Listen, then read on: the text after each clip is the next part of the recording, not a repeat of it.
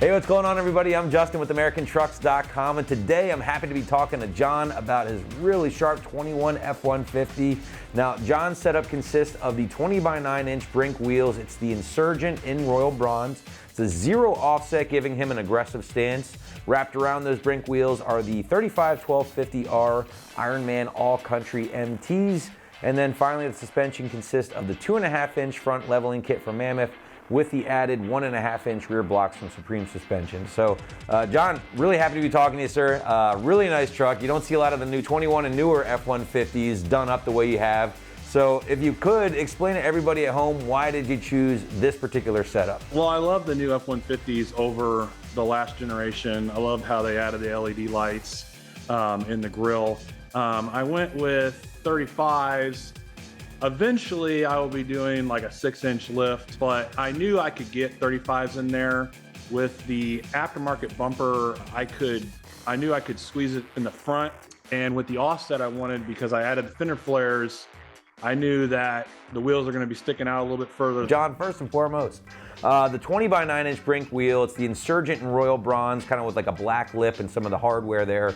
What was it about this particular wheel that really drew you to it? My previous vehicle, I had a GT Mustang, a 16, and I had bronze wheels on that. I really enjoy that contrast. Everybody's got a black wheel.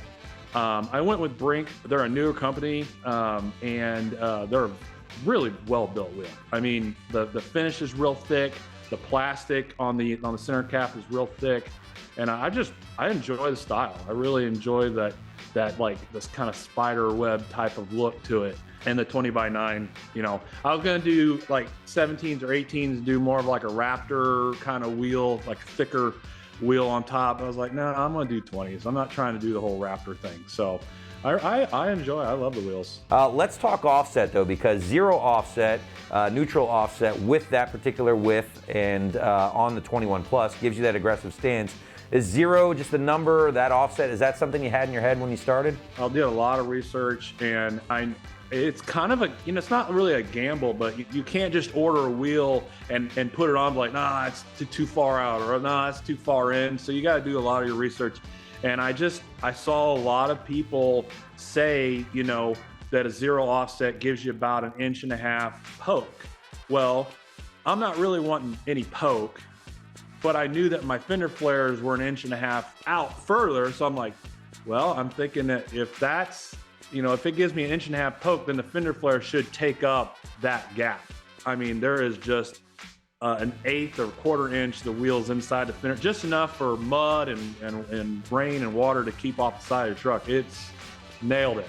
If you don't have a tire that fits the wheel well, the fender flares just kind of make it just even worse. You gotta, you know, I had 33s on the truck.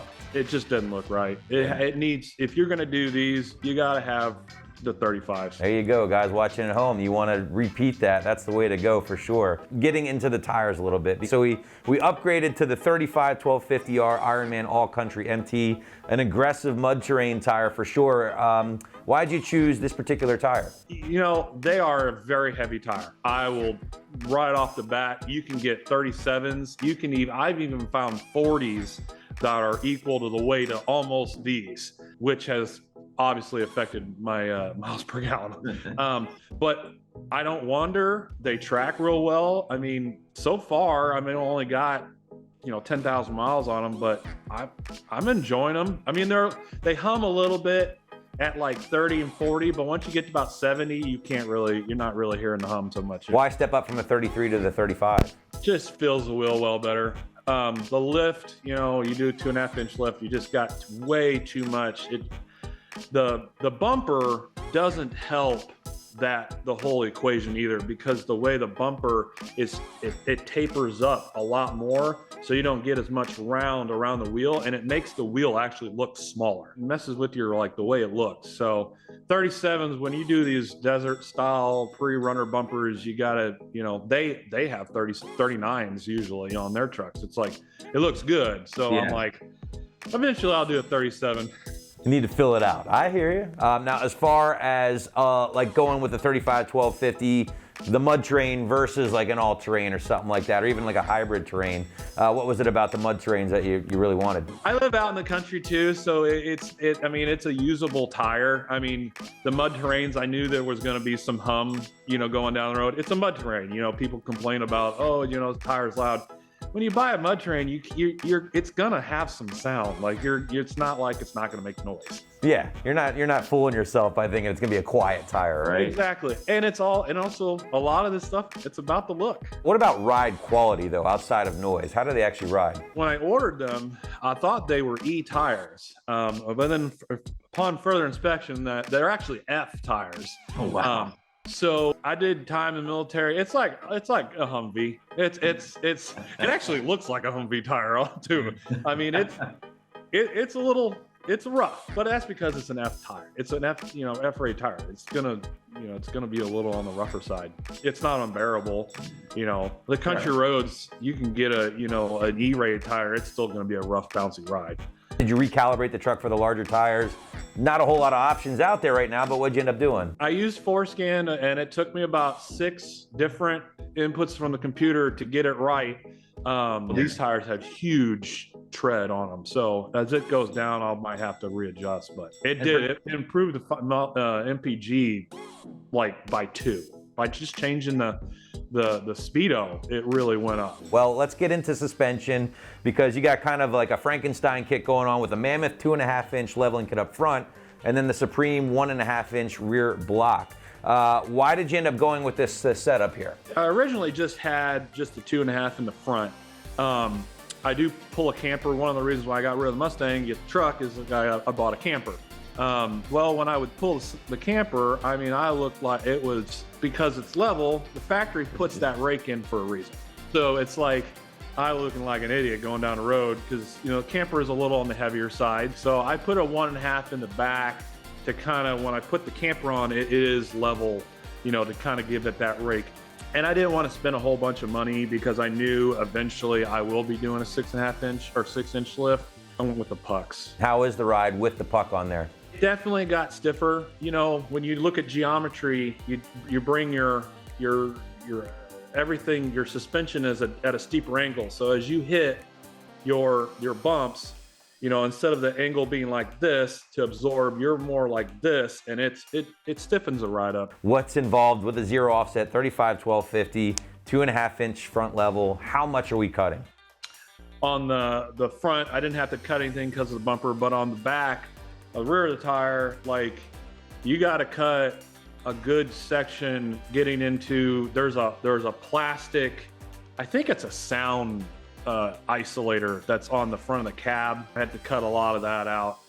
Probably 2 inches, from where the cab of the truck goes in, 2 inches up and probably 4 inches high. If you're wanting to do, you could trim it to where, you're driving and you're not going, if you're getting into it's not so much full lock, it's the problem. It's almost like half lock, where the wheel's pointing at the fender. That's where you have the full lock. You don't have an issue at all with rubber, as long as you have the crash bar. It's almost like half steering is where, when you hit going into a driveway that's got an angle, and you go in a little bit, I mean, it tags that. It doesn't now, but it was. I guess at the end of the day, like, how do you think it looks, man? I mean, you've had a couple iterations of the truck. I've seen your pictures with the stock wheels, the 33s and now the 35s. Tell everybody at home what you think. I love it. I mean, eventually I'll be doing the 6-inch lift. But when I do that, I'm going to have the same issues with the wheels not looking fully out because of the front bumper. So I'm going to do 6-inch and 37s kind of at the same time, but I love it. I love the truck. I love the 3.5. I'm a Coyote guy. I'm a big time Coyote guy, but when you pull something, that 3.5 is it's a monster. I love it. Is there anything you would have done differently from the start? Sometimes I wish I would have put some money differently and went with a 6-inch lift. The 33s was kind of, I was like, man, I should have took the money and just did a 6-inch. And there was a couple things, but that's all down the road. What are your plans to change it up in the future? 6-inch lift, 37s. If I'm re-gearing and if I can fit I may even think about doing some like 3940s. Okay. If I'm re-gearing, it may be down the road. You know, get some real meat under there. Well, hey guys, there you go. Again, that was John with his 21 F150. Quick rundown again, 20x9 Brink wheel. It's the Insurgent in Royal Bronze, 0 offset, giving them that nice aggressive stance. 35 1250 R20 Ironman All Country MT. And then making it possible is that Mammoth 2.5-inch front leveling kit with the Supreme Suspension's 1.5-inch rear block. Guys, we hope you enjoyed this video. Thanks again for watching. Remember, for all things truck, keep it right here at AmericanTrucks.com.